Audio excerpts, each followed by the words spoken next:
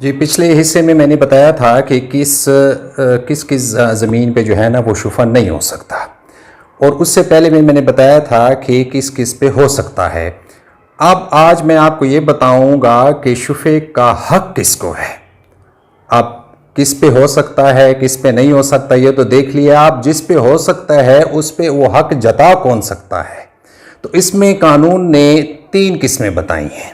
वो 3 किस्में जो हैं, पहली उसमें किस्म है जिसको शुफ़े का हक़ सबसे पहले है, वो शाफ़ी शरीक है। और शाफ़ी शरीक वो होता है जो उस हिस्से में आपके साथ शरीक हो। फ़र्ज़ करें एक वरासत में एक मकान मिल गया 10-20 मरले का, आप 2 भाई हैं, उन्होंने आधा आधा कर लिया, रह रहे हैं उसमें से। अब एक भाई जो है ना वो अपने मकान को सेल करना चाहता है, या उसने सेल कर दिया है उस घर को भाई को बताए बगैर, क्योंकि आजकल हालात ऐसे हैं कि एक दूसरे के साथ बनती नहीं है, भाइयों की भी नहीं बनती। तो उसने वो मकान जो है वो सेल कर दिया। तो सबसे पहला हक अब शाफ़ी शरीक को है, क्योंकि ये उस हिस्से में उसके साथ शरीक है। लिहाजा सबसे पहला हक किसको है कि ये उस मकान पे शुफ़ा करे और शुफ़े का हक रखता है यहीं पर। ये शाफ़ी शरीक हो गया। दूसरा हक जो है वो शाफ़ी खलीत है। शाफ़ी खलीत उसको कहते हैं, फ़र्ज़ करो आपकी ज़मीन है और आपके साथ वाली जो ज़मीन है वो फ़रोख्त हो चुकी है, और आपको मालूम है कि आप क्या वहाँ से पानी भी सैराब उसी की ज़मीन से होके आता है, या उसके साथ आपका कोई मुश्तरका रास्ता है जो आप भी इस्तेमाल करते हैं, और वहाँ से जो है ना आपका आता है पानी जिससे आपकी ज़मीनें भी सैराब होती हैं। अब आपको मालूम हुआ कि वो ज़मीन तो फ़लाँ ने ख़रीद ली है, तो आपने सोचा कि जो जिसने ख़रीदी है वो तो बड़ा फटेबाज है, रोलेबाज है, वो कल को मेरा पानी बंद कर सकता है, कल को मेरा रास्ता बंद कर सकता है, मैं अपनी ज़मीन तक कैसे जाऊंगा, सैराब कैसे करूंगा। तो आप कहते हैं कि मैं इस पे शुफ़ा करता हूं, क्योंकि आप उस पर शुफ़े का हक़ रखते हैं, आप शाफ़ी खलीत हैं। तो आपने अपना ये हक़ जो है वो आप इस्तेमाल कर सकते हैं। ये दूसरी किस्म है। तीसरी किस्म जो है ना उसमें शाफ़ी जार है।